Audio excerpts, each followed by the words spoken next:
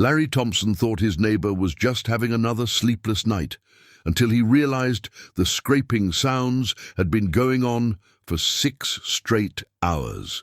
The methodical rhythm of metal against frozen earth echoed through the bitter January air, relentless and precise. Larry pressed his face against the cold bedroom window, his breath fogging the glass as he squinted into the darkness next door. When dawn finally broke over the quiet suburban street, Larry stepped onto his porch with his morning coffee. The ceramic mug slipped from his trembling hands and shattered on the concrete steps. There, carved into his neighbor's backyard with surgical precision, was a perfect 6-foot circle. The excavation was so clean, so geometrically exact, it looked like it had been cut with industrial machinery. But what made Larry's hands shake as he reached for his phone wasn't just the eerie perfection of the dig site. It was that the circle matched exactly, down to the last inch, the dimensions from the missing person flyers that had been plastered around their small Ohio town for the past 2 weeks. Larry swept up the broken ceramic with shaking hands, his eyes constantly drifting back to that impossible circle next door. Marcus Webb had moved into the pale blue ranch house 3 years ago, and in all that time, Larry could count their conversations on one hand. A brief nod when checking mail, a mumbled mourning during rare encounters on the sidewalk. The man kept to himself in a way that felt deliberate, almost studied. Marcus worked nights somewhere. Larry had noticed the car leaving after dark and returning before sunrise. But what kind of work required those hours? And what kind of person had the tools and knowledge to carve such a perfect geometric shape into frozen January ground? Larry pulled on his winter coat and walked to the property line, studying the excavation from as close as he dared. The edges were razor straight. The depth uniform. No amateur with a shovel had done this work. This required planning, precision, and professional-grade equipment. A curtain twitched in Marcus's kitchen window. Larry felt eyes on him, that prickly sensation of being watched. When he looked up, he caught a glimpse of a pale face behind the glass before it vanished. But something metallic had glinted in Marcus's hand, something that caught the weak morning sunlight like polished steel. The rational part of Larry's mind offered innocent explanations. Maybe Marcus was an artist working on some kind of installation. Maybe it was a foundation for a shed or a garden feature. Maybe the missing person case had nothing to do with his neighbor's midnight excavation project. But Larry had spent 30 years as an insurance investigator, and his instincts were screaming that something was very, very wrong. He pulled out his phone and scrolled through his contacts until he found Detective Amanda Foster's number. Amanda had worked the Rodriguez case from day one, and she'd been Larry's contact when he'd submitted tips about suspicious activity in the neighborhood. His finger hovered over the call button. What would he say? That his neighbor had dug a hole that matched the dimensions of a missing person? That he'd been kept awake by digging sounds? It sounded paranoid, even to him. The curtain moved again, and this time Larry saw Marcus clearly. The man was standing at his kitchen window, coffee mug in one hand, but his other hand rested on what looked like the handle of a shovel leaning against the counter. Marcus wasn't hiding anymore. He was watching Larry with the calm intensity of someone who knew he'd been discovered, but wasn't particularly concerned about it. Their eyes met across the frost-covered yards, and Marcus raised his coffee mug in a slow, deliberate salute. The gesture was somehow more unnerving than if he'd ducked away or closed the blinds. It suggested a man who had nothing left to hide, or a man who was confident that Larry wouldn't live long enough to tell anyone what he'd seen. Larry's blood ran cold as Marcus smiled, not a friendly neighbor smile, but something colder, more calculating. The kind of expression that belonged on someone who knew secrets, dangerous secrets, and had no intention of letting them see daylight. Larry backed, away from the property line, his heart hammering against his ribs. Whatever Marcus Webb was doing in that perfect circle, whatever had required 6 hours of methodical digging in the frozen pre-dawn darkness, it wasn't gardening, And if Emma Rodriguez had stumbled across whatever Marcus was hiding, if she'd gotten too close to something she shouldn't have seen. Larry's phone buzzed with a text message from an unknown number. "Beautiful morning, isn't it, Larry? Some things are better left buried." The message had been sent from inside Marcus's house. Larry's hands trembled as he deleted Marcus's text message, but the words burned in his memory like acid. He needed information, and he needed it fast. Back. Inside his house, he spread the missing person flyers across his kitchen table. The same flyers that had appeared on every telephone pole and storefront window in Millbrook over the past 2 weeks. Emma Rodriguez, 23 years old, 5 feet 6 inches tall. Last seen jogging through Maple Grove subdivision on January 8th at approximately 6:30 in the morning. The flyers included a detailed description of her route, marked on a small map that made Larry's stomach clench with recognition. The jogging path ran directly past Marcus Webb's house. Larry pulled up the local news coverage on his laptop, scanning through articles about the search efforts. Emma was a journalism student at Ohio State's regional campus, described by friends and professors as determined, curious, and fearless in pursuing stories. She'd been working on an investigative piece for her senior capstone project, though. None of the articles specified the topic. The more Larry read, the more the pieces clicked into place. Emma's car had been found in the Maple Grove parking area, her keys still in the ignition, her phone and wallet untouched on the passenger seat. Police had initially suspected she'd been abducted while jogging, but the search dogs had lost her scent after only a few hundred yards, right around Marcus's property line. Larry measured the circle's dimensions from his bedroom window using a tape measure app on his phone, 6 feet in diameter. He cross-referenced this with the search grid maps published in the Millbrook Gazette. The search teams had used a systematic pattern, checking areas in 6-foot sections to ensure complete coverage. The circle wasn't random. It was precisely sized to match the search methodology. Someone familiar with police search procedures had created that excavation. Someone who understood exactly how the authorities would grid their investigation and wanted to stay one step ahead. Larry's phone rang, making him jump. Detective Foster's name appeared on the screen. "Thompson, you called earlier about the Rodriguez case?" Larry hadn't called, but his finger had been hovering over her contact information. "Actually, Look, I appreciate citizen involvement, but we've got this handled. The search is entering a new phase, and we're following several promising leads." "What kind of leads?" "I can't discuss an ongoing investigation, but I will say this. We're confident Emma Rodriguez is alive, and we're working around the clock to bring her home safely." The line went dead. Larry stared at his phone, confused. He hadn't called Foster, so why had she called him? And why did her voice sound strained, almost rehearsed?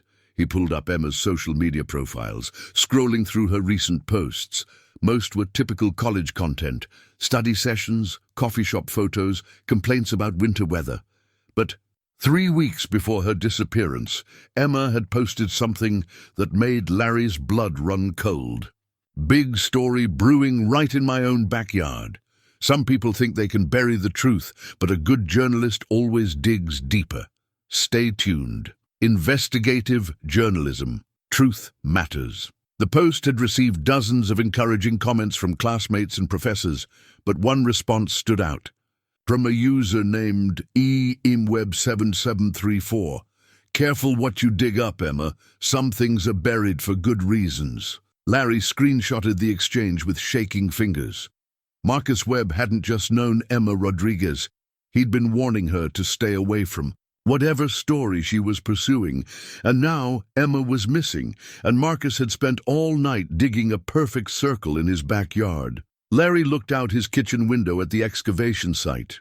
In the afternoon light, it looked less like a grave and more like an archaeological dig.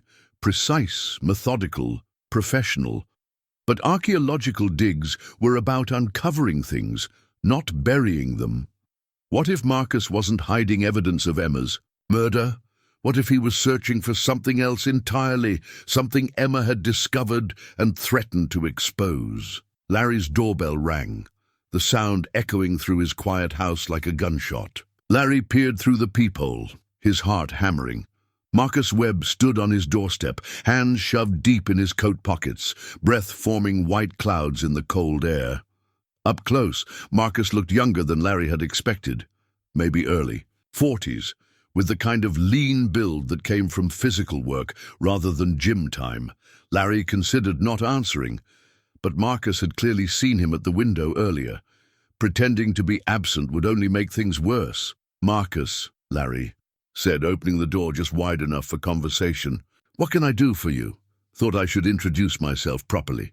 Marcus's voice was softer than Larry had expected, almost gentle. "Been neighbors for 3 years, and we barely know each other." "Well, you keep to yourself." Larry kept his tone neutral, conversational. "Nothing wrong with that. I noticed you were interested in my landscaping project this morning." Marcus gestured toward the circular excavation. "Wanted to explain before you got the wrong idea." Larry's mouth went dry. "Wrong idea?" "Gas leak." Marcus pulled a crumpled piece of paper from his pocket and handed it over. "Got the notice last week. Utility company said I needed to expose the line to check for damage. They gave me the exact dimensions to dig." Larry unfolded the paper, scanning the official-looking letterhead. "Millbrook Gas and Electric. Work order. For 847 Maple Street. Marcus's address. The specifications called for a circular excavation 6 feet in diameter to access underground utility lines." It looked legitimate. Larry had handled enough insurance claims involving utility work to recognize the format. But something felt off about the paper's texture, and the letterhead seemed slightly blurred, as if it had been photocopied multiple times. "This is dated last week," Larry said, "but the ground's been frozen solid for over a month. Pretty difficult. Timing for utility work." Marcus's smile never wavered. "That's why I had to work at night. Ground's softer after the sun's been on it all day, even in winter. Less likely to hit the gas line with a pickaxe if the soil isn't rock hard." The explanation was reasonable, even logical. But Larry's 30 years of investigating fraudulent insurance claims had taught him that the best lies were wrapped in just enough truth to sound plausible. "Mind if I take a look?" Larry nodded toward the excavation. "I used to handle utility claims. Might be able to tell if you've got a real problem." For just a fraction of a second, Marcus's composed expression flickered. It was barely perceptible, a tightening around the eyes, a slight stiffness in his posture, but Larry caught it. "Appreciate the offer, but the gas company's sending their own inspector tomorrow morning. Liability issues, you understand. Can't have neighbors poking around an active gas line." "Of course." Larry folded the work order and handed it back. "Safety, first." As Marcus reached for the paper, his coat sleeve rode up, revealing his forearms. His hands and wrists were caked with dried mud, the kind that came from deep, wet earth. But more concerning were the scratches covering his arms, fresh cuts that looked like they'd come from thorns or brambles. Strange injuries for someone who'd spent the night digging in his own backyard. "Those look painful," Larry said, nodding at Marcus's arms. Marcus glanced down as if noticing the scratches for the first time. Blackberry bushes along the back fence. Had to clear them out to get the digging equipment in place. Another reasonable explanation.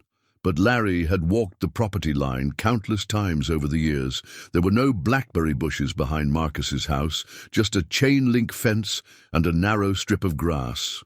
"Well," Larry said, "if you need anything—" The sound of metal clanging came from inside Marcus's house, sharp and unmistakable, like a shovel being dropped on concrete. Marcus's eyes darted toward the sound, and for the first time his calm facade cracked completely. "That's just the pipes," he said quickly.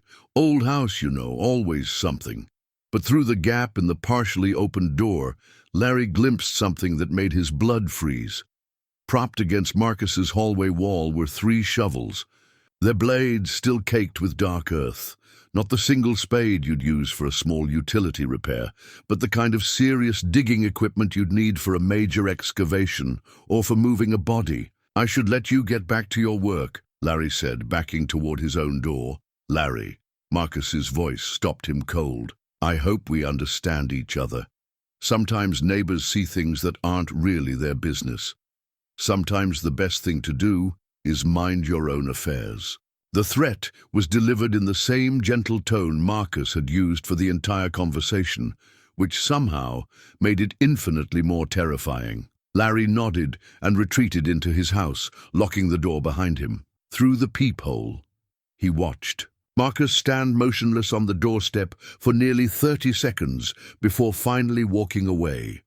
But instead of returning to his own house, Marcus crossed the street and knocked on the door of elderly Mrs. Patterson's cottage. After a brief conversation, he moved on to the next house, then the next.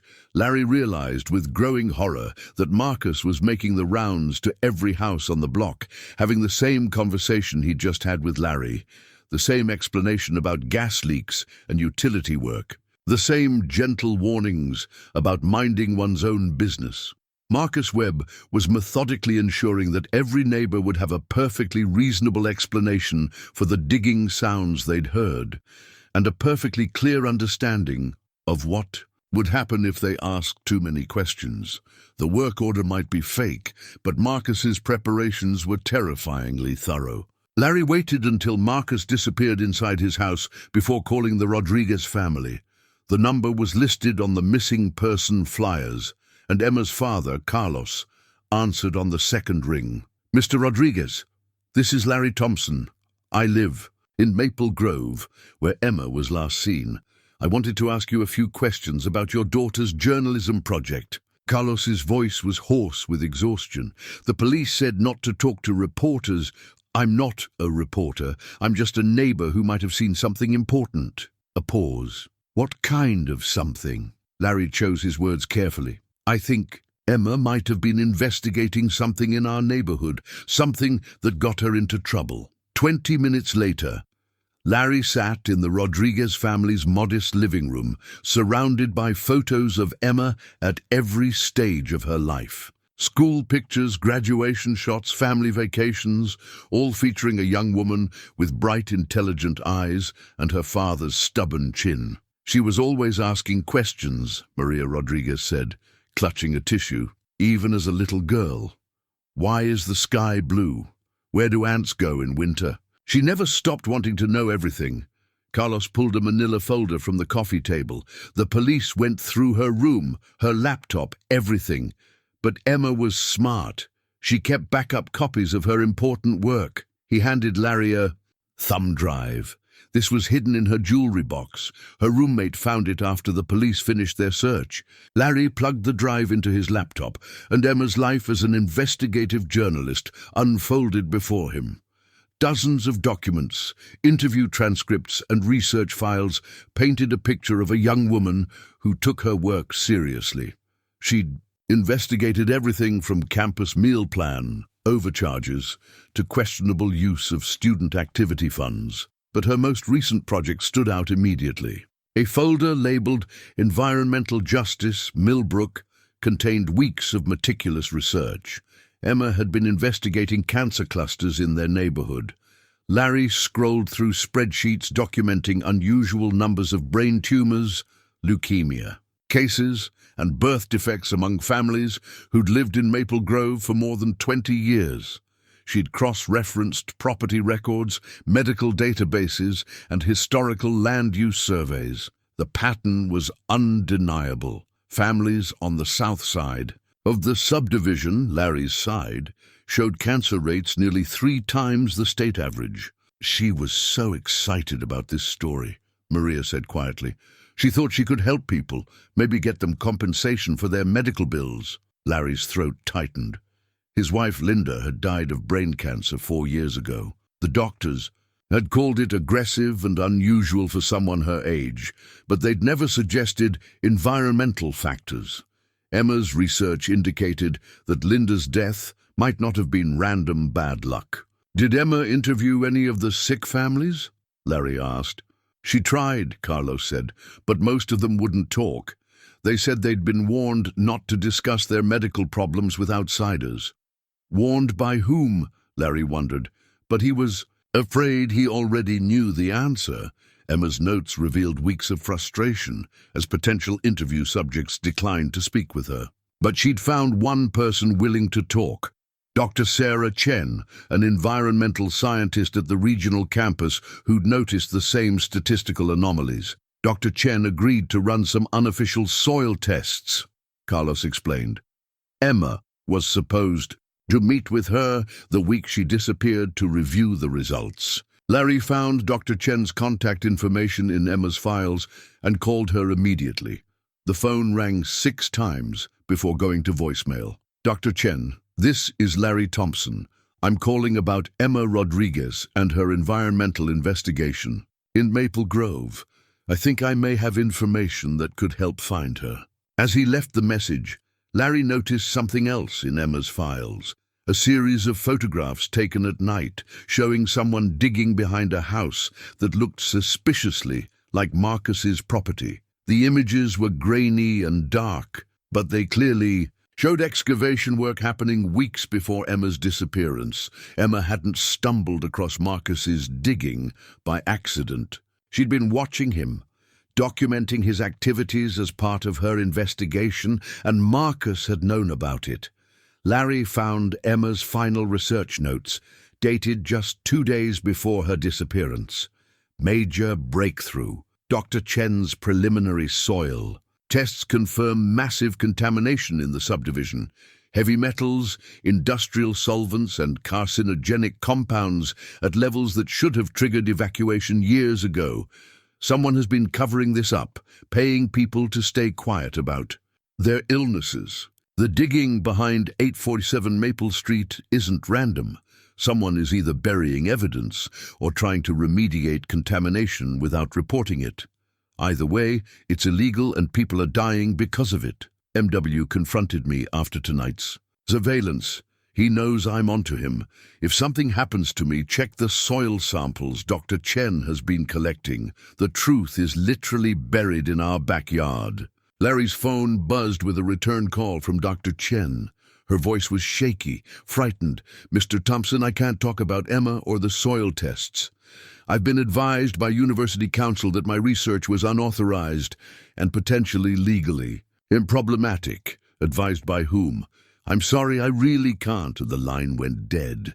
Larry stared at his phone, processing what he'd learned. Emma hadn't just been investigating environmental contamination. She'd discovered an active cover-up involving multiple parties, including someone with enough influence to silence a university scientist. And Marcus Webb was somehow at the center of it all. Larry looked out his window at the perfect circle next door, seeing it now with completely different eyes. Marcus wasn't hiding a body. He was searching for evidence, or destroying it. The question was whether Emma had gotten too close to the truth, or whether she was still alive somewhere, being held by people who couldn't afford to let her story see daylight. Larry's doorbell rang again, and this time he wasn't surprised to see Marcus standing on his porch, no longer bothering to hide the shovel in his hands. Larry didn't answer the door. Instead, he crept upstairs to his bedroom and watched through the window as Marcus waited on the porch for nearly 5 minutes before finally leaving. The shovel never left Marcus's grip, and his posture suggested barely controlled fury. That night, Larry positioned himself in his attic with a pair of binoculars and his phone's camera. If Marcus was going to dig again, Larry would document everything. The attic window provided a perfect view of the backyard excavation, and the darkness would hide his surveillance. At 11:30, Marcus emerged from his house carrying a large duffel bag and what looked like a metal detector, but he wasn't alone. A second figure followed him, smaller, wearing dark clothing and moving with the careful precision of someone familiar with the terrain. Larry adjusted his binoculars and felt his breath catch. The second person was a woman, Asian, probably in her 30s. She carried what appeared to be scientific equipment, sample containers and testing devices that glinted in the dim light from Marcus's back porch. This wasn't a burial operation. It was an excavation. The woman, Larry was almost certain it was Dr. Sarah Chen, directed Marcus to specific areas around the circle's perimeter. She would point to a location, and Marcus would scan it with the metal detector. When the device beeped, they would carefully extract soil samples, sealing them in labeled containers with methodical precision. Larry recorded everything on his phone, though the darkness made the footage grainy and indistinct. But the audio was clear enough to capture fragments of their conversation carried on the cold night air. "The contamination is worse than we thought," the woman's voice drifted upward. "These levels would have triggered federal intervention decades ago." "How deep does it go?" Marcus asked, pausing in his digging. "At least 12 feet, maybe deeper. Someone dumped massive amounts of industrial waste here, then covered it with clean soil and built houses on top." Larry's hands shook as he held the phone steady. His house, his neighborhood, the place where he'd lived with Linda for 15 years. It was all built on a toxic waste dump. "What about the families?" Marcus asked. "How many people are we talking about?" 37 confirmed cases of cancer or birth defects in a 4-block radius. Probably more who haven't been diagnosed yet. Larry thought of Linda's sudden, aggressive brain tumor, of the Henderson's baby born with spina bifida, of old Mr. Patterson's leukemia, all of them living unknowingly on poisoned ground. "We need more samples from the east side," Dr. Chen said. "The property where the Thompson family lives. If the contamination extends that far—" "Thompson's suspicious," Marcus interrupted. "He's been watching me, asking questions. We might need to move faster than planned. We can't rush this. If we contaminate the samples or miss key evidence, everything Emma worked for will be worthless." Emma. Larry's pulse quickened. They were talking about Emma in the present tense, as if she were still alive. "Where is she?" Marcus asked, as if reading Larry's thoughts. "Safe house in Columbus, but she's getting restless. Wants to come back and help with the soil collection." "Absolutely not. Hayes has people watching every approach to the neighborhood. The moment Emma shows her face here, they'll know we're still gathering evidence." "Hayes," Larry didn't recognize the name, but the way Marcus said it suggested someone with significant power and resources. Dr. Chen sealed another soil sample and stood up, brushing dirt from her knees. "How much longer can we keep her hidden?" "As long as it takes to build an airtight case. Emma's research was brilliant, but we need physical evidence that can't be suppressed or discredited." Larry lowered his binoculars, his mind reeling. Emma Rodriguez wasn't dead. She was alive, hidden somewhere, while Marcus and Dr. Chen worked to prove the environmental contamination she'd discovered. But if that was true, then who was threatening them? Who was Hayes? And why was he so determined to keep the truth buried? As Larry pondered these questions, his phone buzzed with a text message from an unknown number. "Stop watching, Larry. Final warning." He looked down at his phone, then back toward the excavation site. Marcus and Dr. Chen had vanished, leaving only the perfect circle and the weight of secrets buried beneath Larry's feet. Larry spent the next morning at the Millbrook Municipal Building, diving into public records with the determination of a man whose wife's death suddenly had potential answers. The clerk, a bored-looking woman in her 50s, directed him to the basement archives where decades of city planning documents gathered dust.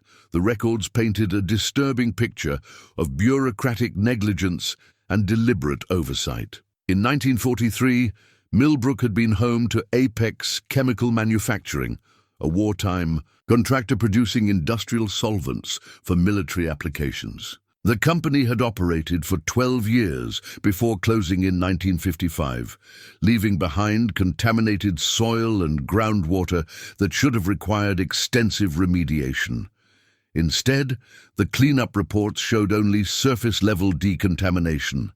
Thousands of gallons of chemical waste had been buried in sealed containers on the Apex site, with plans for future proper disposal that never materialized. By 1960, the land had been rezoned for residential development, and the contamination reports had mysteriously disappeared from official files. Larry found photocopies of the original burial maps in a misfiled folder labeled Historical Surveys. The toxic waste had been interred in a systematic grid pattern across what was now the south side of Maple Grove subdivision. His house, Marcus's house, and 6 others sat directly over chemical burial sites.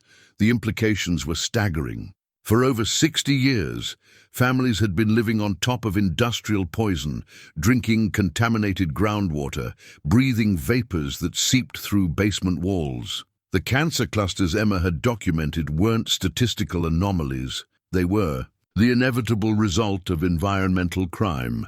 But who had authorized the cover-up? Larry traced property ownership records through the decades, following the money trail from Apex Chemical to the developers who'd built Maple Grove. The same family name appeared repeatedly: Hayes Development Corporation, established in 1958 by Robert Hayes, Senior Robert Hayes, the same Hayes that Marcus had mentioned during his midnight conversation with Dr. Chen. Larry researched the current Hayes family holdings and found Robert Hayes Jr.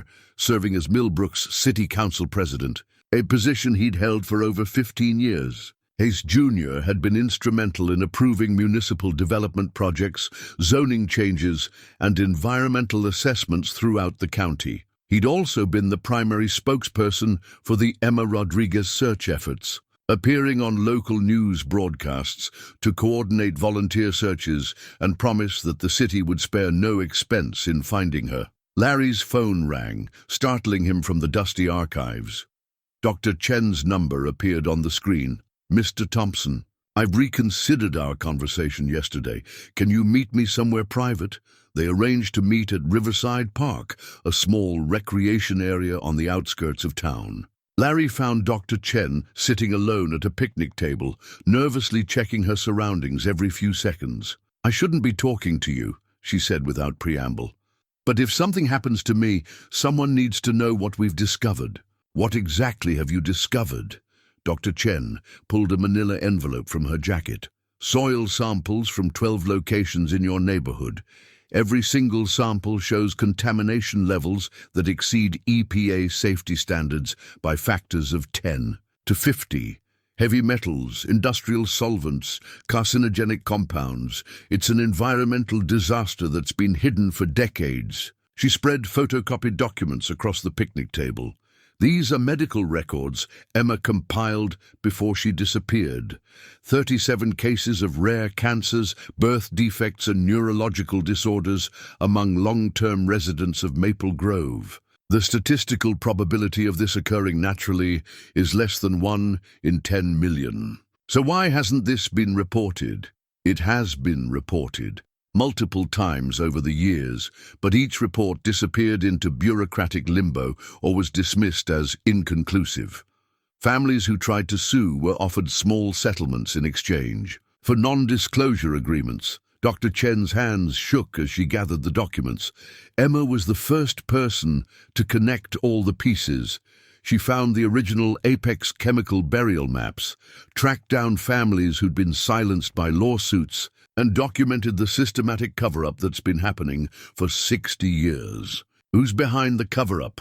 Robert Hayes and a network of city officials, developers, and corporate interests who've profited from keeping this quiet. Hayes Development Corporation has made millions developing contaminated land throughout the region, always with the understanding that certain environmental problems would be overlooked. Larry thought of Hayes's appearances on television, pleading for Emma's safe return, while knowing exactly why she'd disappeared. Where is Emma now? Dr. Chen glanced around nervously before answering. "Safe house in Columbus. Marcus has been protecting her since she received death threats 3 weeks ago. We've been gathering additional evidence to support her investigation, but Hayes has people watching everywhere." "What kind of evidence?" "Marcus isn't just collecting soil samples. He's excavating the original chemical burial sites, documenting exactly what was buried and how it's been leaching into the groundwater. But it's dangerous work. If Hayes discovers what we're doing... Dr. Chen stood abruptly, her face pale. Someone's coming. Larry followed her gaze and saw a black SUV pulling into the park's parking area. The windows were tinted, and the vehicle moved with the deliberate slowness of surveillance rather than recreation. "I have to go," Dr. Chen said, stuffing the documents back into her jacket. "Don't try to contact me again. And Larry, if you're smart, you'll pretend this conversation never happened." She hurried toward her car, leaving Larry alone at the picnic table as the black SUV began a slow circuit of the park. Larry couldn't see the occupants, but he felt their attention like a physical weight as they passed his location. The message was clear. He was being watched, and his investigation had attracted the wrong kind of attention. Larry drove home by a circuitous route, checking his mirrors constantly for signs of the black SUV. The vehicle had followed him for 3 blocks before disappearing, but the experience left him rattled and hyper-aware of every car behind him. Back in his kitchen, he spread out copies of Dr. Chen's soil analysis reports alongside Emma's research files. The evidence was overwhelming, but Larry's investigator instincts told him something was still missing. The contamination explained the health problems and the cover-up, but it didn't explain the timing of Emma's disappearance or the specific threat she posed to Hayes. Then he found it, buried in Emma's interview notes, a scheduled meeting with a city whistleblower who claimed to have documentation proving Hayes had knowingly approved development on contaminated land. The meeting was set for January 9th, the day after Emma disappeared. The whistleblower's name was redacted in Emma's notes, but the meeting location was specific: the University Environmental Sciences Building, Dr. Chen's office. Larry realized Dr. Chen knew more than she'd admitted during their park conversation. She wasn't just providing soil analysis for Emma's investigation. She was actively collaborating with someone inside city government who had access to incriminating documents. Despite her warnings about contact, Larry drove to the university campus that afternoon. He found Dr. Chen in her laboratory, hunched over microscopes and soil samples that covered every available surface. "I told you not to come here," she said without looking up from her work. "You didn't tell me about the city whistleblower." Dr. Chen's hands stilled on the microscope controls. "What whistleblower?" "The person Emma was supposed to meet in your office the day after she disappeared. The one with documentation about Hayes approving contaminated developments." Dr. Chen straightened slowly, her face pale. "How did you—" "Never mind. It doesn't matter now. Who is it?" "Someone who's taken enormous personal risks to help us. Someone whose career and possibly life would be destroyed if Hayes discovered their identity." "Emma's life is already in danger. How much worse can it get?" Dr. Chen was quiet for a long moment, weighing her options. Finally, she pulled out her phone and sent a brief text message. "There," she said, "I've asked them to meet us. But Larry, if you betray this person's confidence, people will die. Do you understand?" 20 minutes later, a woman in her 40s entered the laboratory through a back entrance. She was professionally dressed with the polished appearance of a government administrator, but her eyes darted nervously around the room before settling on Larry. "This is Janet Morrison," Dr. Chen said. "She works in the city planning department." Janet Morrison. Larry recognized the name from municipal meeting minutes he'd found in the archives. She was Hayes's deputy, his right-hand person in approving development projects. "Ms. Morrison has been documenting Hayes's illegal activities for over 2 years," Dr. Chen continued. "When Emma started asking questions about environmental cover-ups, Janet reached out through intermediaries to offer help." Janet spoke for the first time, her voice barely above a whisper. "Hayes has been taking bribes from developers for decades. They pay him to ignore environmental reports, suppress health studies, and fast-track projects that should never be approved. I have copies of bank records, email correspondence, and recorded phone conversations proving systematic corruption." "Why haven't you gone to the authorities?" Because Hayes owns the authorities, the police chief, the county prosecutor, 3 state legislators. They're all on his payroll. When I tried to report the corruption through normal channels, my complaints disappeared, and I was warned to stay quiet. Janet pulled a flash drive from her purse and handed it to Larry. Emma was going to help me get this information to federal investigators. We were going to meet the morning she disappeared, but Marcus called and said she'd been threatened. That's when we realized Hayes knew about our plans. How? Hayes has been monitoring Emma's communications, phone calls, emails, even her social media activity. When she posted about investigating neighborhood contamination, he started tracking her movements. Larry thought of Emma's final social media post, the one about digging deeper for the truth. So Hayes ordered her disappearance? Not disappearance, Janet corrected. Murder. Emma wasn't supposed to survive long enough to make our meeting. Marcus saved her life by getting her out of town before Hayes's people could find her. The laboratory fell silent as the implications sank in. Emma Rodriguez was alive, but she was living in hiding because a corrupt city official had tried to have her killed for exposing environmental crimes. What's the plan now? Larry asked. Dr. Chen and Janet exchanged glances. We're still gathering. Evidence, Dr. Chen said. The soil samples Marcus is collecting will provide irrefutable proof of contamination. Combined with Janet's documentation of Hayes's corruption, we should have enough for federal prosecution. Should have. Hayes is getting suspicious, Janet said. He's been asking questions about my access to sensitive files. Yesterday, he suggested I take a vacation, get away from work stress for a few weeks. He's planning to fire you. Or worse. Hayes doesn't tolerate threats to his operation. Larry's phone buzzed with a text message. He glanced at the screen and felt his blood run cold. Dr. Chen, Janet Morrison, and Larry Thompson. Cozy little meeting you've got there. Time to end this charade. The message included a photograph taken through the laboratory window, showing all 3 of them clearly visible around Dr. Chen's workstation. We need to leave, Larry said, showing them the message. Right now. But as they moved toward the exit, Janet grabbed his arm. Wait, if Hayes knows about our meeting, then he knows about Emma too. We have to warn Marcus. Dr. Chen was already dialing Marcus's number, but the call went straight to voicemail.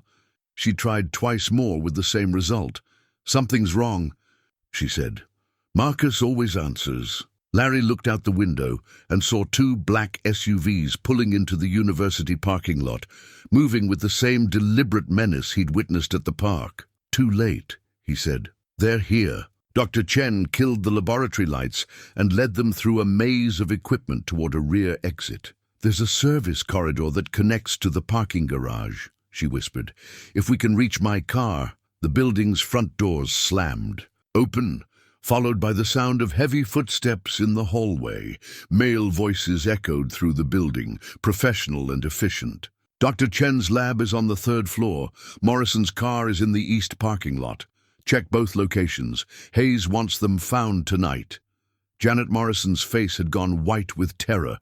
They're going to kill us, she whispered. Not if we stay. Smart, Larry said, though his own hands were shaking. Dr. Chen, is there another way out? Fire escape on the north side of the building, but it's alarmed. Set it off. We need chaos, not stealth. They crept through the darkened corridor toward the emergency exit. Behind them, Larry could hear doors being kicked open and laboratory equipment being destroyed as Hayes's men searched for evidence. Dr. Chen pushed open the fire escape door, triggering a piercing alarm that echoed across the campus. They stumbled down 3 flights of metal stairs as emergency lights bathed the building in pulsing red. My car, Dr. Chen said, pointing toward a small sedan in the faculty parking area. They ran across the open space, exposed and vulnerable, as shouts erupted from the building behind them. Larry heard car doors slamming and engines starting. Dr. Chen's hands shook as she fumbled with her keys. Get in! Get in! They piled into the car just as the first black SUV rounded the corner of the building. Dr. Chen gunned the engine and squealed out of the parking lot. taking a circuitous route through residential streets to avoid main roads. "Where are we going?" Janet asked from the back seat. "Safe house," Dr. Chen said. "Same place where Marcus has been hiding Emma." "Is that smart? If Hayes knows about our meeting, he might know about the safe house too." Dr. Chen's phone rang through. The car's speakers. Marcus's name appeared on the display. "Thank God," Dr. Chen said, answering the call. "Marcus, where are you?" "On my way to Columbus. Hayes's people found the neighborhood surveillance setup. I had to run. We're coming to the safe house. Hayes's men just raided the university." "No!" Marcus's voice was sharp with panic. "Don't go to the safe house. They found it." The car fell, silent, except for the sound of Dr. Chen's ragged breathing. "Is Emma—" Larry couldn't finish the question. "She's alive, but barely. They grabbed her 2 hours ago, but I managed to intercept the convoy before they reached Hayes. Emma's hurt, but she's conscious." "Where are you now?" "Abandoned warehouse district on the east side of Columbus. Emma needs medical attention, but we can't risk a hospital. Hayes has contacts everywhere." Dr. Chen changed direction, heading toward the interstate. "What's our play?" "We meet at the warehouse, collect all the evidence we've gathered, and get it to the FBI field office in Cincinnati.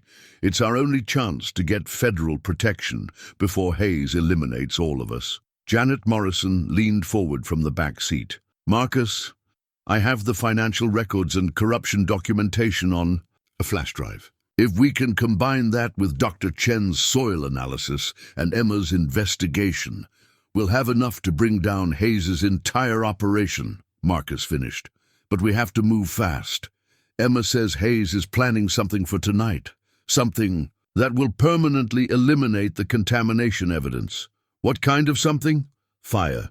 Hayes is going to burn down the houses in Maple Grove, claim it's a gas leak explosion caused by the utility work.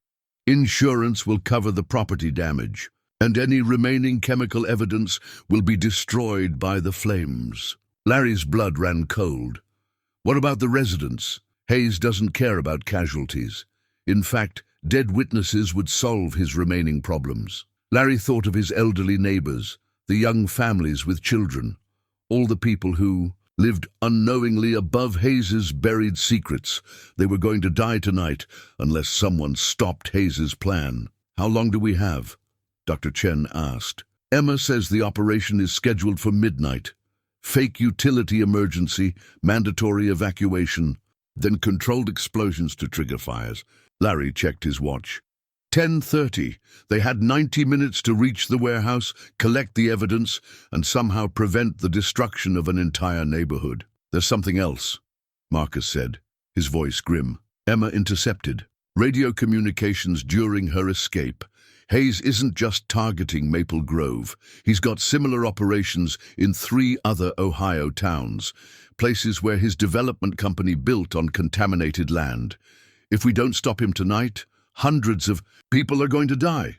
The car accelerated as Dr. Chen pushed the speed limit, racing toward a confrontation that would determine whether decades of environmental crime remained buried forever or whether the truth would finally see daylight. In the distance, Larry could see the glow of Columbus city lights, and somewhere in that urban sprawl, Emma Rodriguez was waiting with evidence that could save lives or get them all killed. The warehouse district looked like an industrial graveyard in the amber glow of sodium streetlights. Dr. Chen followed Marcus's directions through a maze of abandoned buildings and rusted loading docks until they reached a corrugated metal structure that looked like it hadn't seen legitimate business in decades. Marcus emerged from the shadows as they parked, his face grim and streaked with dirt. "She's inside. But Larry, I need to warn you, Emma's in bad shape." Hayes's people weren't gentle. They found Emma Rodriguez sitting on a makeshift bed of shipping blankets, her left arm in an improvised sling and a nasty cut above her right eye. But her eyes were alert and focused, burning with the same determination Larry had seen in her social media photos. "You must be Larry Thompson," she said, extending her good hand. "Marcus told me about your wife. I'm sorry for your loss." Larry shook her hand gently, struck by her composure despite obvious pain. I'm sorry about what happened to you, but your investigation, it's going to save lives. Emma smiled grimly. Only if we can get the evidence to the right people before. Hayes destroys everything. She gestured toward a laptop computer surrounded by stacks of documents, photographs, and soil sample containers. 3 months of work. Proof that Hayes Development has been building on contaminated land for 60 years, bribing officials to ignore environmental reports, and systematically silencing anyone who tried to expose the truth. Janet Morrison opened her laptop and inserted the flash drive containing Hayes's financial records. Combined with my documentation of the corruption network, we have enough evidence to trigger federal RICO prosecutions. The soil samples prove contamination levels that should have required immediate evacuation, Dr. Chen added. Hayes knew people were dying and chose profit over human life. Emma struggled to her feet, wincing with pain. But it's bigger than just Millbrook. Hayes has been operating this scam across rural Ohio for decades. Akron, Youngstown, Lima, anywhere land was cheap because of environmental problems, Hayes Development swooped in with promises to remediate the contamination, while actually just covering it up. She pulled up a map on her laptop showing dozens of development projects spanning 3 counties. Red dots marked locations where cancer clusters had been documented. Blue dots showed Hayes Development properties. The overlap was nearly perfect. How many people? Larry asked. Conservative estimate, over 2,000 families living on contaminated land. Cancer rates in Hayes Developments are 5 times the state average. The magnitude of the crime was staggering. This wasn't just environmental negligence. It was mass murder carried out over generations, hidden behind municipal bureaucracy and corporate shell games. Marcus checked his watch. 11:15. We need to move if we're going to reach the FBI office in Cincinnati. Wait, Janet said, her face pale. There's something you don't know about Hayes's plan tonight. She pulled up an email on her phone, one of hundreds she'd secretly copied from Hayes's private server. The Millbrook fire isn't just about destroying evidence. It's a test run. Test run for what? Hayes has investors, people who've made billions from his contaminated land developments. If the Millbrook operation goes off without federal interference, they're planning similar accidents in 12 other locations over the next 6 months. Emma grabbed Janet's phone, scrolling through the email chain. Jesus, they're talking about eliminating entire neighborhoods, thousands of people. The email detailed a systematic plan to destroy evidence and witnesses across Hayes's entire criminal network. Staged gas explosions, house fires, even a planned sinkhole collapse in Youngstown that would bury contaminated soil under tons of concrete. We're not just trying to save Millbrook, Marcus said quietly. We're trying to prevent a massacre. Larry's phone buzzed with a text message from an unknown number. Larry Thompson. Last chance to walk away. Your neighbors die at midnight unless you surrender the evidence and witnesses. The message was followed by a photograph of Larry's house with a red circle drawn around it, the same symbol Hayes's men had been using. To mark properties for destruction. They know where we are, Larry said, showing the others his phone. Emma stood up, swaying slightly but determined. Then we make our choice right now. Run and let Hayes kill everyone in Millbrook, or fight and try to stop him. Outside the warehouse, the sound of approaching vehicles echoed through the industrial complex. Multiple engines moving with military precision. Choice made for us, Marcus said, moving toward the window. Hayes found us. Through the grimy glass, Larry could see headlights converging on their location from 3 different directions. They were surrounded, and midnight was 45 minutes away. The approaching vehicles stopped just outside the warehouse complex, engines idling in the darkness. Larry counted at least 6 sets of headlights forming a loose perimeter around their building. Back exit? He asked Marcus. Blocked. I can see movement behind the loading dock. Dr. Chen was frantically copying files from Emma's laptop onto multiple flash drives. If we can't escape, at least we can hide the evidence. Emma struggled to her laptop, typing with her good hand. I'm uploading everything to a cloud server. Even if Hayes gets the physical evidence, copies will survive. Upload time? Janet asked, watching the warehouse entrance nervously. 8 minutes for the complete file package. A voice echoed through a bullhorn outside. This is Robert Hayes. I know you're in there, and I know you have materials that belong to me. Let's discuss this like reasonable adults, Marcus snorted. Reasonable adults don't kidnap journalists and threaten to burn down neighborhoods. The bullhorn crackled again. Ms. Rodriguez, I hope you're recovering from your unfortunate accident. It would be tragic if your injuries became more serious due to your friend's poor judgment. Emma's jaw tightened, but she kept typing. 6 minutes. Larry moved to a window where he could see Hayes standing beside a black SUV, flanked by men who looked more like military contractors than city employees. Hayes was younger than Larry had expected, maybe 50, with the polished appearance of someone accustomed to wielding power behind closed doors. "Mr. Thompson," Hayes called out, somehow knowing Larry was watching. "Your wife Linda died because you failed to protect her from environmental hazards. Don't make the same mistake with your neighbors tonight." The words hit Larry like a physical blow. Hayes was using Linda's death as psychological warfare, but the underlying threat was clear: surrender or watch more people die. 4 minutes, Emma announced. The warehouse lights suddenly blazed to life, flooding the interior with harsh fluorescent glare. Hayes's people had found the electrical controls. Enough games. Hayes's voice boomed without the bullhorn now, amplified by speakers that had been set up around the building. You have 60 seconds to come out with your hands visible, or we come in shooting. Janet Morrison was shaking so violently she could barely stand. He's going to kill us all anyway, even if we surrender. Not necessarily, Dr. Chen said quietly. Hayes is a politician first, a criminal second. He needs plausible deniability. What do you mean? He can't afford witnesses, but he also can't afford a bloodbath that would trigger federal investigation. He needs our deaths to look accidental. Emma looked up from her laptop. 2 minutes, but I need to stay connected until the upload completes. The warehouse's main door exploded inward as Hayes's men used some kind of breaching charge. Smoke and debris filled the air as armed figures poured through the opening. "Down! Everyone down!"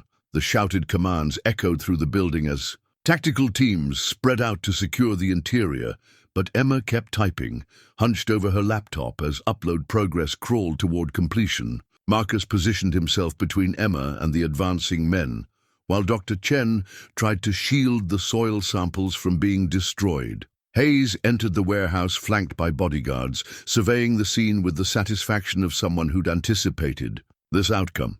Ms. Rodriguez, still working hard, I see, always the dedicated journalist. 90% complete, Emma whispered to Larry. Hayes approached their position slowly, his hands clasped behind his back like a professor lecturing students. "Do you have any idea how many jobs my developments have created? How many families have been housed? How many communities have been revitalized? How many people have died?" Emma shot back, not looking up from her screen. "Everyone dies, Ms. Rodriguez. The question is whether their deaths serve a larger purpose." Hayes gestured to one of his men, who moved toward Emma's laptop. "Shut it down. 95%, Emma said under her breath. Larry made a split-second decision. He lunged toward Hayes's man, tackling him away from the laptop. The warehouse erupted in chaos as Marcus and Dr. Chen joined the fight, desperately buying Emma a few more seconds. "Upload complete!" Emma slammed the laptop shut, just as Hayes's men overwhelmed their resistance. Hayes's face was flushed with anger, but he maintained his controlled demeanor. "Congratulations, you've ensured that your deaths will be meaningless. Do you think cloud servers are beyond my reach?" He pulled out his phone and made a brief call. "Yes, it's Hayes.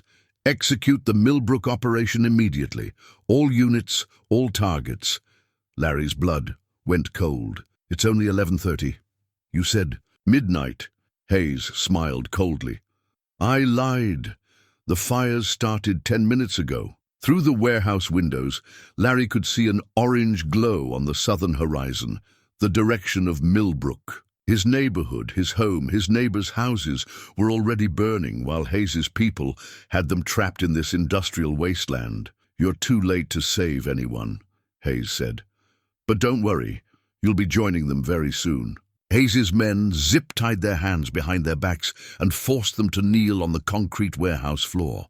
Through the open door, Larry could see the orange glow on the horizon growing brighter, and his heart broke, thinking of his neighbors, elderly. Mrs. Patterson, the Henderson family with their disabled child, the young couple who'd just moved in last month.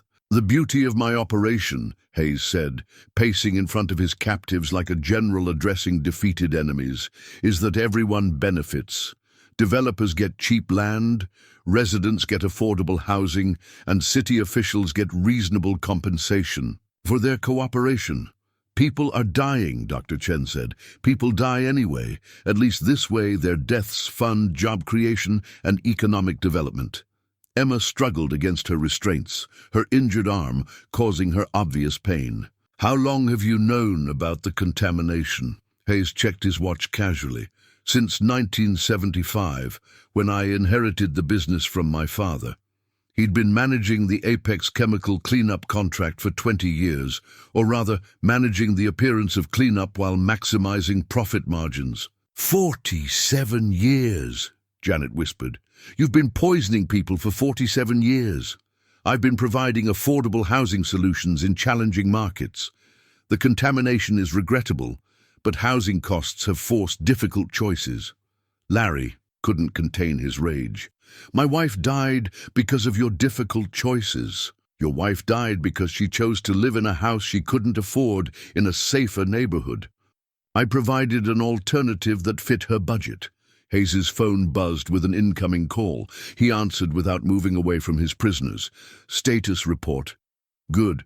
How many structures?" "Excellent. Any casualties?" "I see.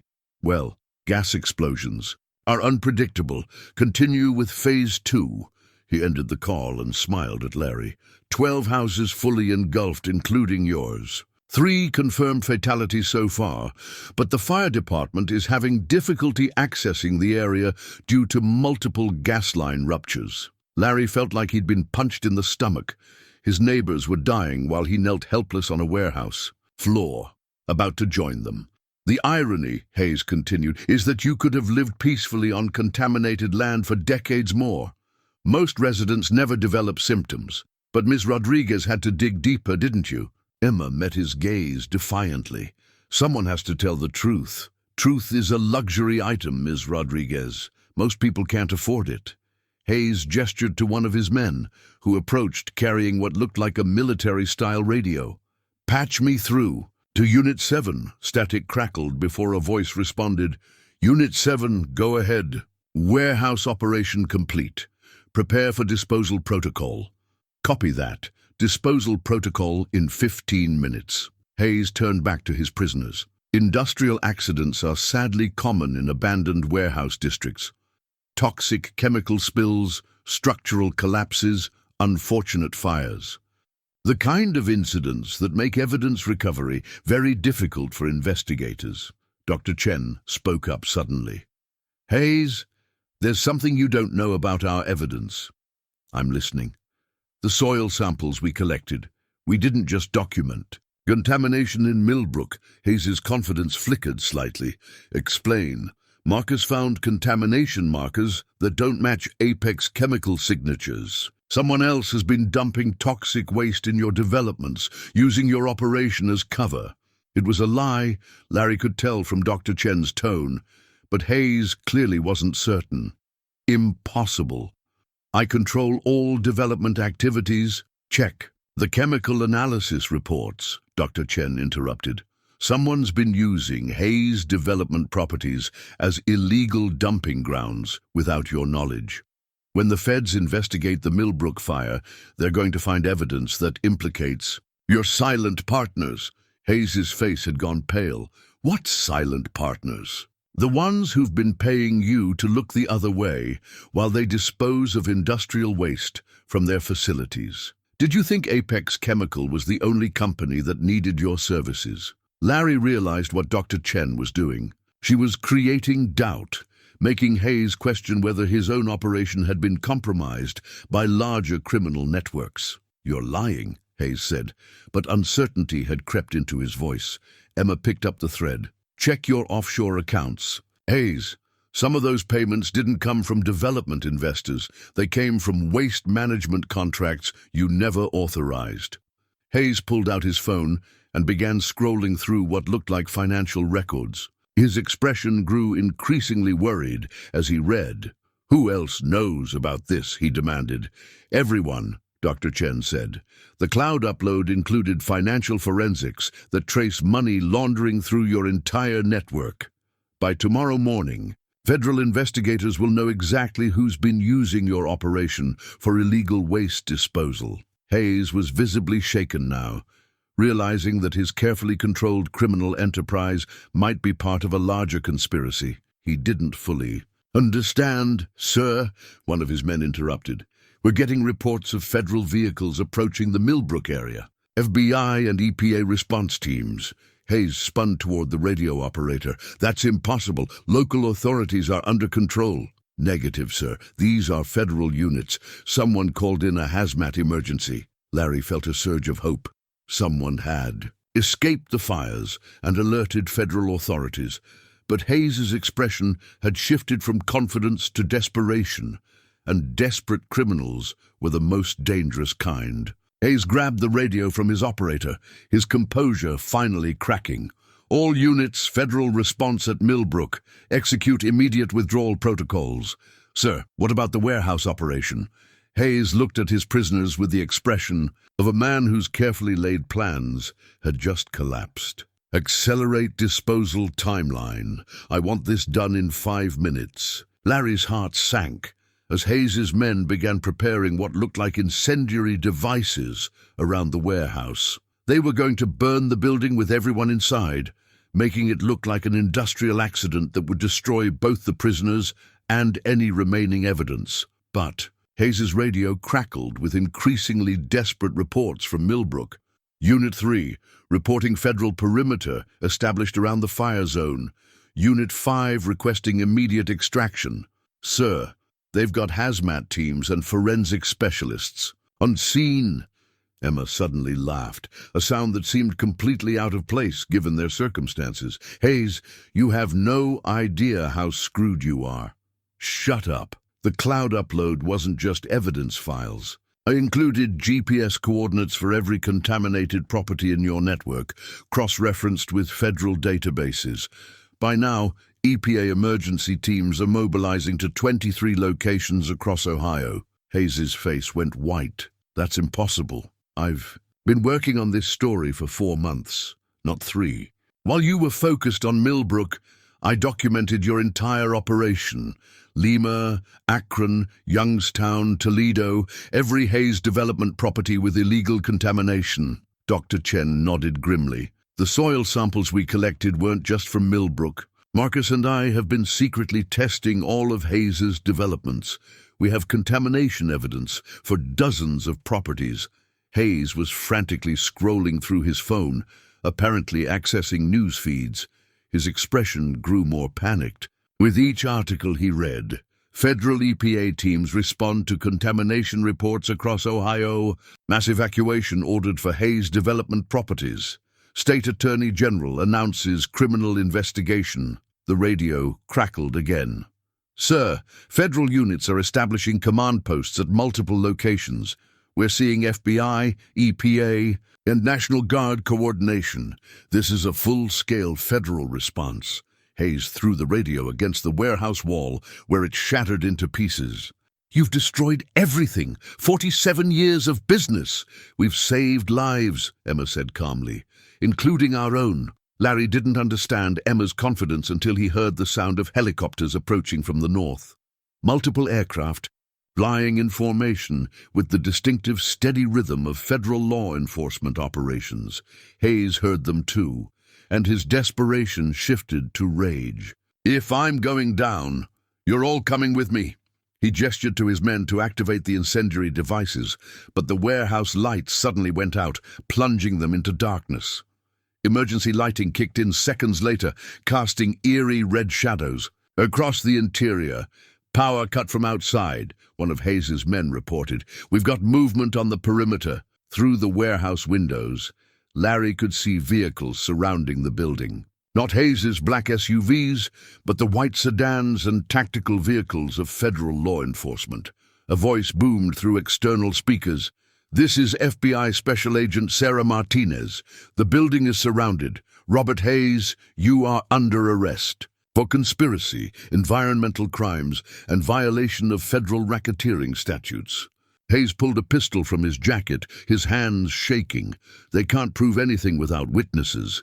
Emma smiled despite the gun pointed at her. "Hayes, look at your phone."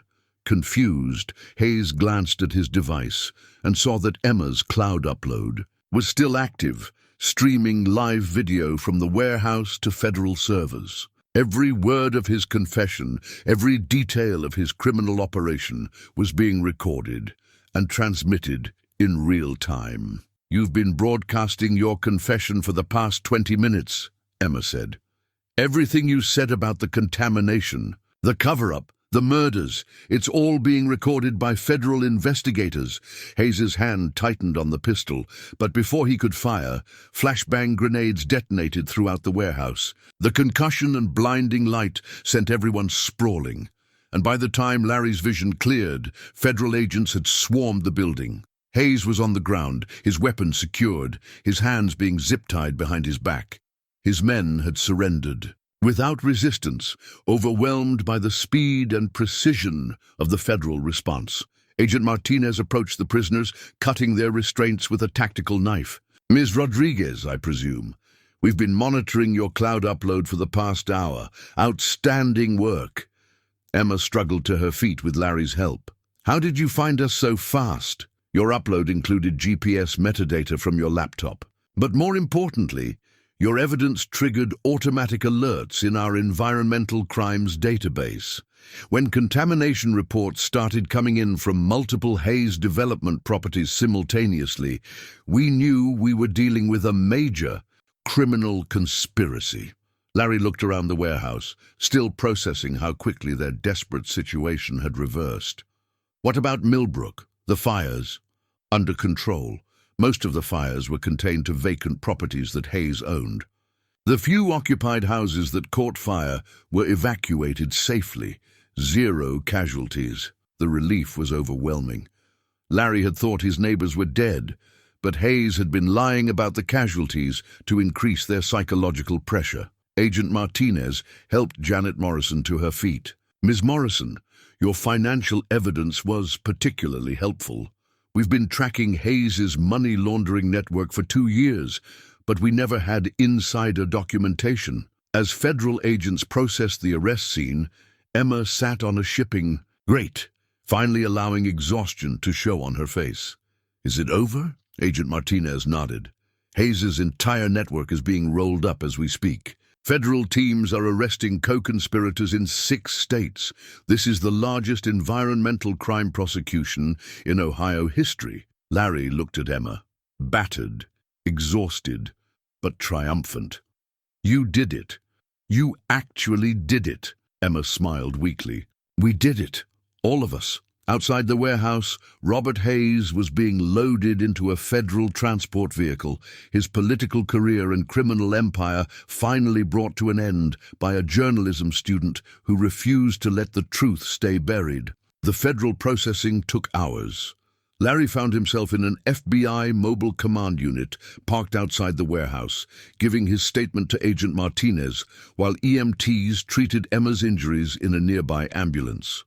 The industrial complex had been transformed into a crime scene that stretched across multiple city blocks. "Mr. Thompson, I need you to understand the scope of what you helped uncover," Agent Martinez said, showing him a tablet displaying a map of Ohio dotted with red markers. 43 Hayes development properties across 6 counties, estimated contamination affecting over 15,000 residents. Larry stared at the map, overwhelmed by the magnitude. "How many people are sick?" "We're conducting health assessments." now, but preliminary estimates suggest over 300 confirmed cases of contamination-related illnesses. Your wife's case will be part of a comprehensive medical review. The validation Larry had been seeking for 4 years was bittersweet. Linda's death now had an explanation, but knowing the truth couldn't bring her back. Dr. Chen approached the command unit, her lab coat replaced by an FBI windbreaker. "Larry, there's something you should know about Marcus." "What about him?" "His real name is Marcus Weber. He's been undercover for the EPA's Criminal Investigation Division for the past 2 years. The Quiet Neighbor Act was his cover while he investigated Hayes's operation." Larry felt a mix of relief and embarrassment. The man he'd suspected of murder had actually been a federal agent, gathering evidence to stop a massive environmental crime. Why didn't he identify himself when I confronted him? Because Hayes had informants everywhere, including inside local law enforcement. Marcus couldn't risk blowing his cover until we had enough evidence for federal prosecution. Agent Martinez looked up from her tablet. "Weber's testimony will be crucial for the RICO case. Hayes wasn't just committing environmental crimes, he was running a criminal enterprise that included bribery, murder conspiracy, and racketeering across state lines." Emma hobbled over from the ambulance, her arm in a professional sling and fresh bandages covering her facial cuts. "How long will Hayes get? If convicted on all counts, life without parole. Environmental crimes causing death carry the same penalties as murder under federal law." Janet Morrison emerged from another command vehicle, looking shell-shocked but relieved. "They're offering me witness protection and immunity in exchange for my testimony. I'm going to take it." "Good," Emma said. "Your financial evidence is what tied everything together." Agent Martinez's radio crackled with updates from federal teams across Ohio. Cleveland team reporting 20 arrests. Toledo unit has secured Hayes Development Headquarters. Akron team requesting additional hazmat support. "The whole network is coming down," Agent Martinez said with satisfaction. "Hayes's associates are cooperating faster than we can process their statements." Larry looked around at the organized chaos of the federal investigation. Dozens of agents, crime scene technicians, and environmental specialists working through the night to document decades of criminal activity. What happens to the contaminated neighborhoods? EPA will oversee comprehensive remediation. It'll take years, but every affected property will be cleaned up properly this time. Congress is already discussing a victim compensation fund. Emma sat down heavily on the command unit's steps, exhaustion finally overwhelming her adrenaline. "I can't believe it's actually over." "It's not over," Agent Martinez corrected gently. "The arrests are just the beginning. We'll need extensive testimony from all of you over the coming months. Hayes has expensive lawyers who will fight every charge." Larry nodded, understanding the road ahead would be long and difficult. But for the first time since Linda's death, he felt like justice might actually be possible. Marcus Weber appeared at the edge of the command area, no longer the mysterious neighbor, but a federal agent finishing his assignment. He walked over to Larry with a tired smile. "I owe you an apology," Marcus said. "I know my behavior seems suspicious." Larry shook his hand. "You were protecting Emma and gathering evidence. I understand. Actually, you helped more than you know. Your investigation forced Hayes to accelerate his timeline, which made him sloppy. Without your pressure, he might have destroyed the evidence and disappeared." As dawn broke over the warehouse district, Larry realized that his middle-of-the-night curiosity about strange digging sounds had helped bring down one of the largest environmental crime networks in American history. But the real victory belonged to Emma Rodriguez, whose determination to uncover the truth had saved thousands of lives and finally brought justice for decades of covered-up environmental murder. 3 days later, Larry stood in the parking lot of the FBI field office in Cincinnati, waiting for Emma to finish her final debriefing session. The federal building buzzed with activity as agents coordinated the largest environmental crime prosecution. In Ohio history, Dr. Chen emerged from the building carrying a box of evidence samples.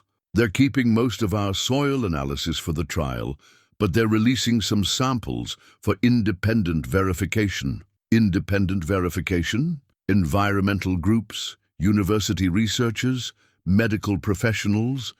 Everyone wants to study Hayes's contamination network. This case is going to change how environmental crimes are prosecuted nationwide. Larry had spent the past 3 days in a strange limbo between relief and anxiety. Hayes was in federal custody. The immediate threat was over, but the magnitude of what they'd uncovered continued to grow with each new revelation. Emma appeared at the building's entrance, walking slowly but steadily. Her injuries were healing, but Larry could see the emotional toll in her posture and expression.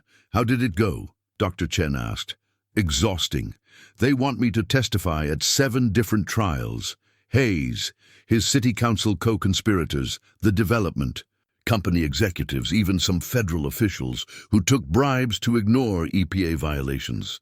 They walked to Larry's car, where Marcus Weber was waiting in civilian clothes.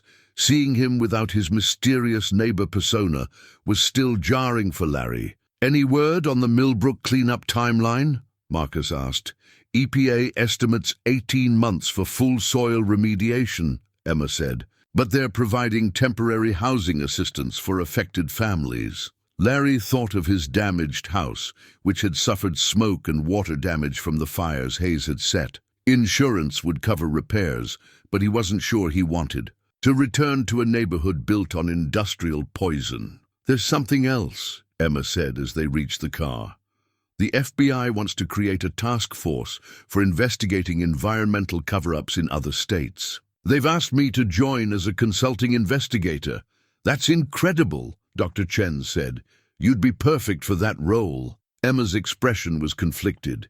"It means traveling constantly, testifying in federal court, living under witness protection. In protocols, not exactly the journalism career I'd planned." Larry understood her hesitation. Emma had wanted to tell stories, not become the central character in a federal law enforcement operation. "What about your college degree?" he asked. "Ohio State is giving me academic credit for the Hayes investigation, apparently exposing a multi-state criminal conspiracy counts as a suitable capstone project."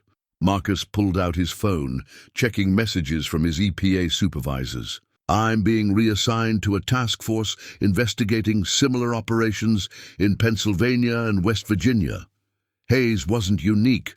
This type of contamination cover-up is happening everywhere." The scope of environmental crime was overwhelming.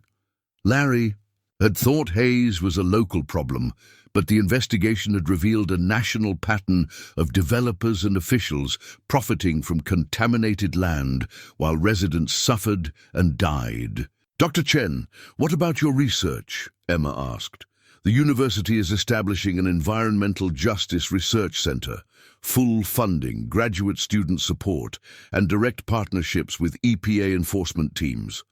My contamination detection methods are being implemented as standard protocols." Everyone had found their path forward, except Larry. At 54, he felt too old to start over, but too changed by recent events to return to his previous life. "Larry," Emma said gently, "the FBI mentioned they could use experienced investigators for environmental crime cases, people who understand insurance fraud, document analysis, and interviewing witnesses. You mean join the federal task force? Think about it. You could help other families get the answers you never had about Linda's death." The offer was tempting. Larry's insurance investigation skills had proven useful in unraveling Hayes's conspiracy, and the work would give meaning to Linda's death. Marcus's phone buzzed with an urgent message. His expression grew serious as he read. "What is it, Doctor?" Chen asked. "Pennsylvania team found something. A development company with financial ties to Hayes, operating the same contamination cover-up model. But this one's bigger. They've been building on radioactive waste sites." The revelation sent a chill through the group. Hayes's network extended further than anyone had realized, and the environmental crimes were even more dangerous than they'd Discovered. How many people? Emma asked. Preliminary estimates suggest over 50,000 residents across 3 Pennsylvania counties. Cancer rates are astronomical, birth defect rates are off the charts, and local officials have been covering it up for 30 years. Larry felt the familiar surge of investigative instinct. Somewhere in Pennsylvania, families were living unknowingly on poisoned ground, their children developing cancer, their lives being destroyed by corporate greed disguised as community development. When do we start? Larry heard himself saying. Emma smiled, the first genuine smile he'd seen from her since the warehouse confrontation. You're sure? Larry thought of Linda, of his neighbors in Millbrook, of the thousands of families still living on contaminated land across America. Hayes was in custody, but the system that had enabled his crimes was still operating. I'm sure, Larry said. Let's go dig up some more truth. As they drove away from the federal building, Larry realized that his investigation into strange digging sounds had become something much larger, a mission to expose environmental crimes and protect families who deserved to know the truth about the ground beneath their feet. 6 months later, Larry stood in a federal courtroom in Cleveland, watching Robert Hayes Jr. receive a sentence of life imprisonment without the possibility of parole. The former city council president, once the most powerful man in Millbrook, sat shackled at the defendant's table as Judge Patricia Williams delivered the verdict that would end his criminal empire forever. Mr. Hayes, your crimes represent one of the most callous disregards for human life this court has ever encountered, Judge Williams said. You knowingly poisoned thousands of families for financial gain, then attempted to murder those who sought to expose your crimes. Emma sat in the gallery behind Larry, her notebook filled with details for the investigative series she was writing about environmental crime prosecutions. Her journalism career had taken an unexpected turn toward federal court reporting, but her work was reaching national audiences and inspiring similar investigations across the country. 37 co-conspirators have pleaded guilty or been convicted in connection with the Hayes network, the judge continued.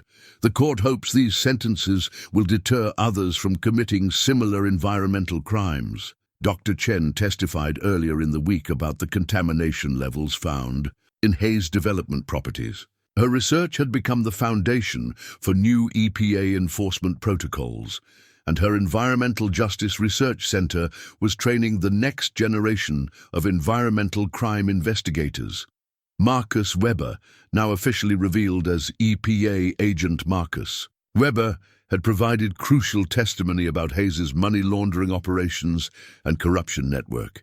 His 2-year undercover investigation had documented evidence that prosecutors called the most comprehensive environmental crime case in federal history. Janet Morrison had received immunity in exchange for her cooperation, and her financial records had enabled prosecutors to trace bribes and payoffs spanning 4 decades. She was now working with federal investigators to identify similar corruption networks in other states. As Judge Williams concluded the sentencing, Larry reflected on how much had changed since that January morning when strange digging sounds had awakened him from sleep.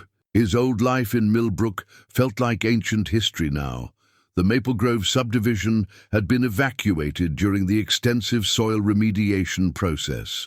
EPA teams had removed contaminated earth from 43 properties, replacing it with clean soil and installing groundwater monitoring systems. Most residents had chosen to relocate rather than return to a neighborhood with such a traumatic history. Larry's house had been demolished during the cleanup process, but federal victim compensation had provided enough money for him to start over.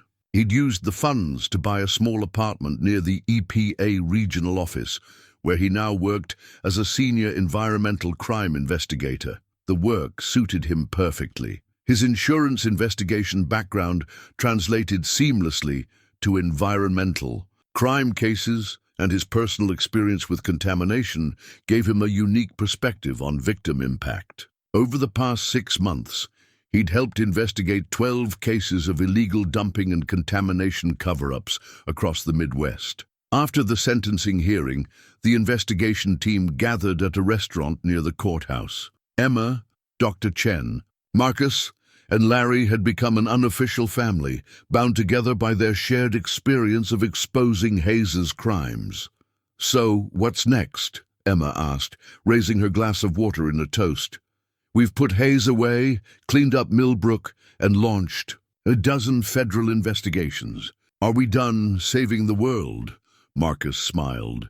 "The Pennsylvania case is expanding. We've identified contamination sites in 12 additional states, all connected to companies that did business with Hayes Development." "How many potential victims?" Dr. Chen asked.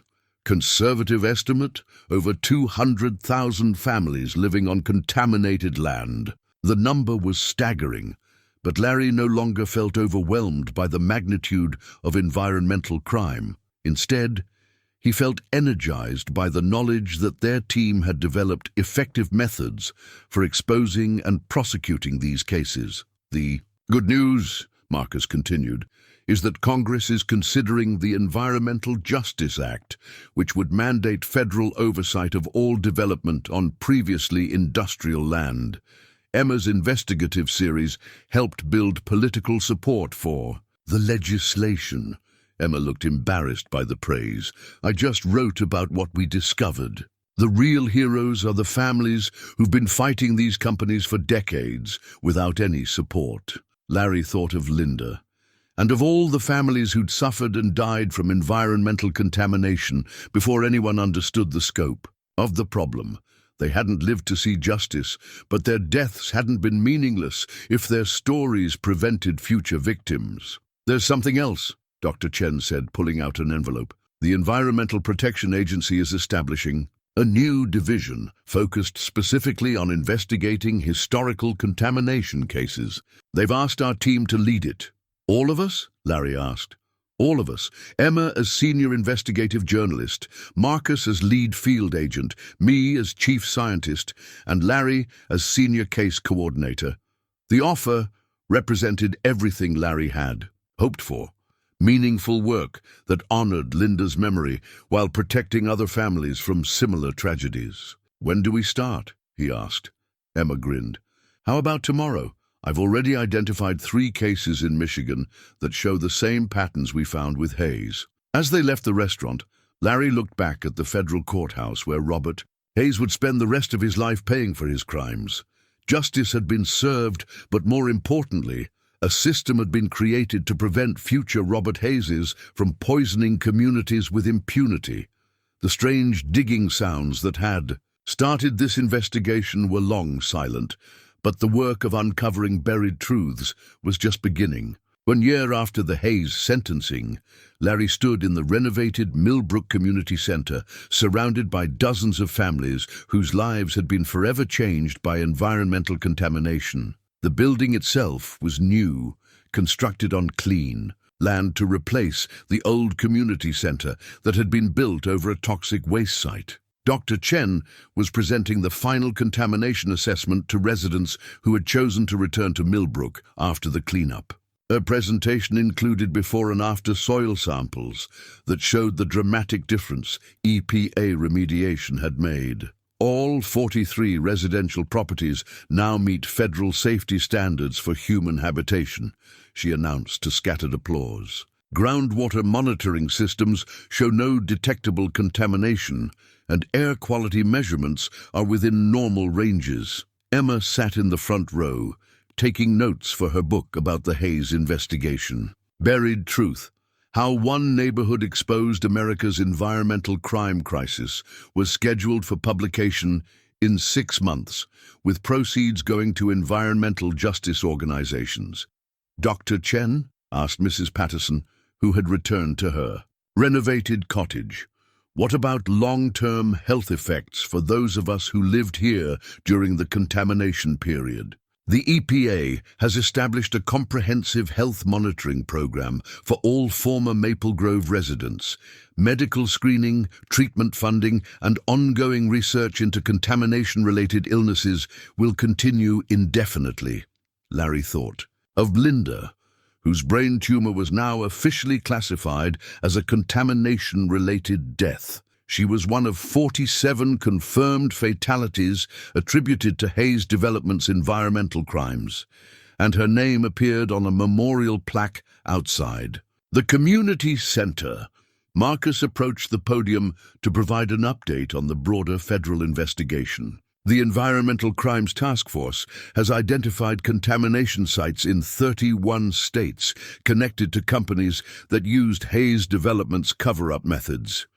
We've secured federal indictments against 87 individuals and 23 corporations. What about the Pennsylvania case?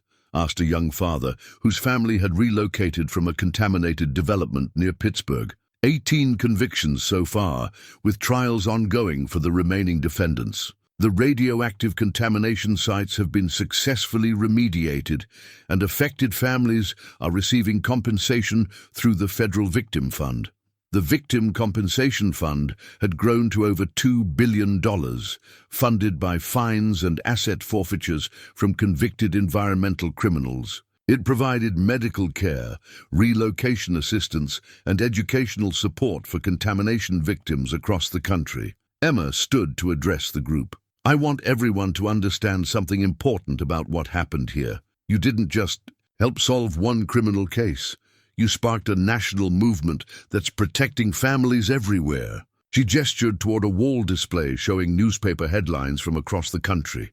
Michigan Development Company indicted for contamination cover-up. Texas families win $500 million environmental lawsuit. Florida governor signs strongest Environmental Protection Act in state history. The Hayes investigation created a model for exposing environmental crimes that advocates are using nationwide. Your courage in coming forward has saved thousands of lives. Larry felt a deep sense of satisfaction as he watched the families process this information. These were ordinary people, teachers, retirees, young parents who had shown extraordinary courage in fighting powerful interests to protect their community. Dr. Chen announced the final piece of good news. The Environmental Justice Research Center has received federal funding to establish monitoring programs in high-risk communities across the Midwest.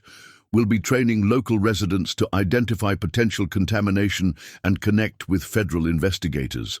The program would create a network of community watchdogs who could spot environmental crimes before they cause decades of suffering. It was exactly the kind of early warning system that might have prevented the Hayes contamination if it had existed in the 1960s.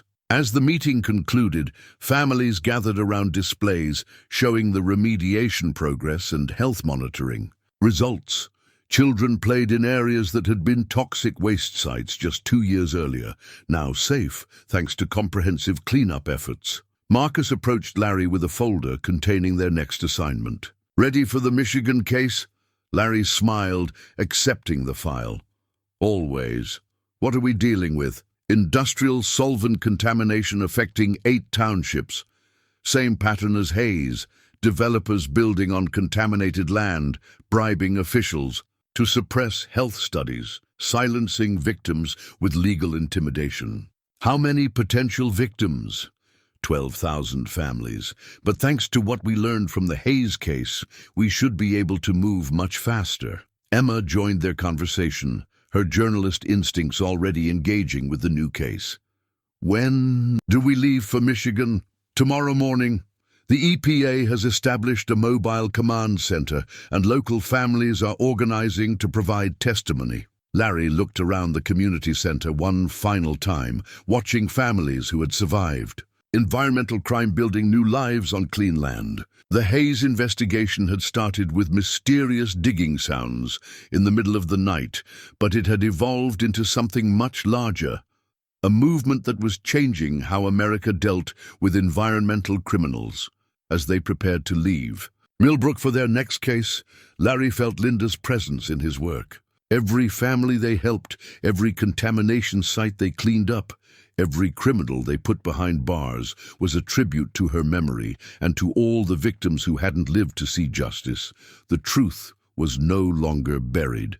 Now it was time to dig up more secrets in Michigan and Pennsylvania and Texas, and wherever corporate criminals thought they could poison communities without consequences. The investigation continued, one contaminated neighborhood at a time. 2 years after that January morning, when strange digging sounds first awakened him, Larry stood at Linda's grave, holding a newspaper clipping about the passage of the Environmental Justice Act. The federal legislation, inspired by Emma's investigative reporting and the Hayes prosecution, established the strongest environmental crime penalties in American history.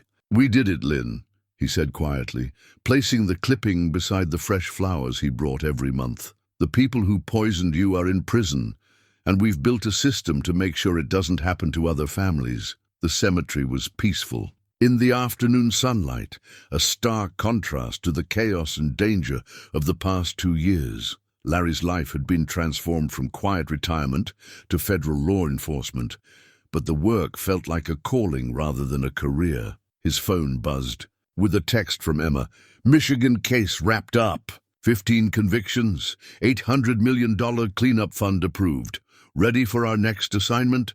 The Michigan investigation had taken 6 months, but their improved methods had prevented decades of contamination exposure. 12,000 families had been relocated from contaminated properties, and the responsible companies faced federal prosecution that would likely result in billion-dollar penalties. Larry smiled as he typed back, "Always ready. Where to next?" "Texas. Oil industry contamination affecting 3 counties. Same playbook, bigger scale."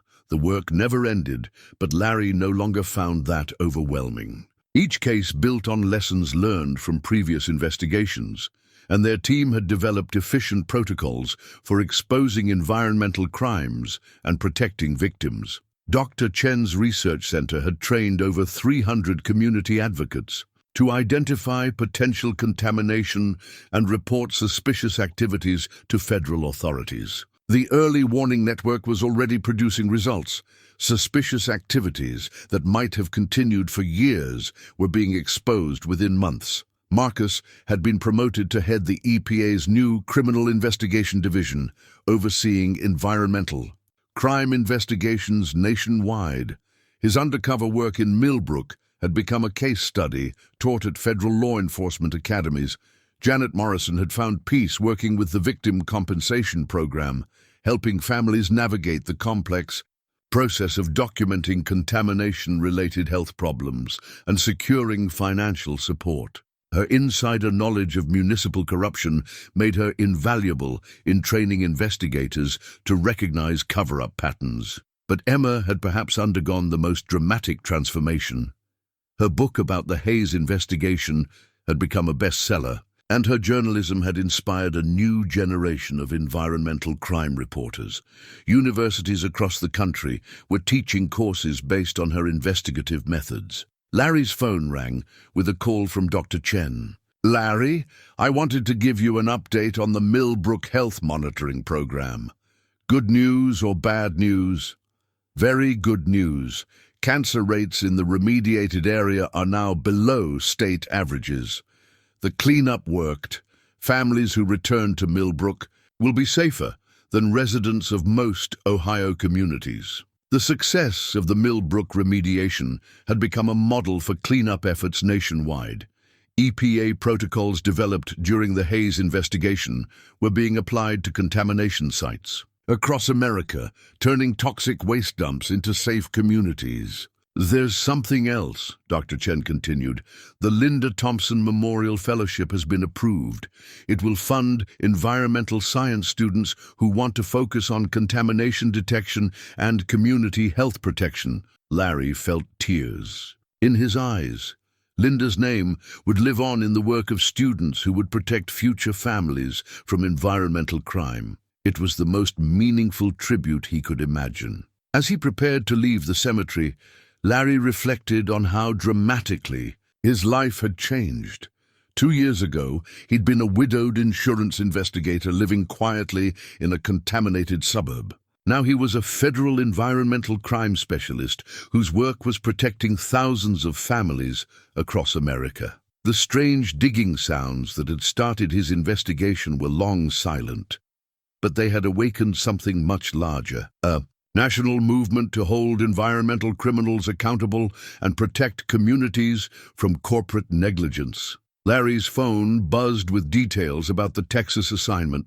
3 counties, potentially 50,000 affected residents, and a network of oil companies that had been dumping toxic waste for 40 years.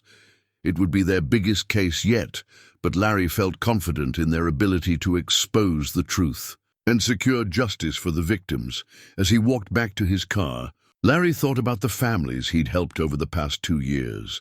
Children who would grow up in clean neighborhoods, parents who would receive medical care for contamination-related illnesses, elderly residents who had finally learned why. Their friends and neighbors had been dying at unusual rates.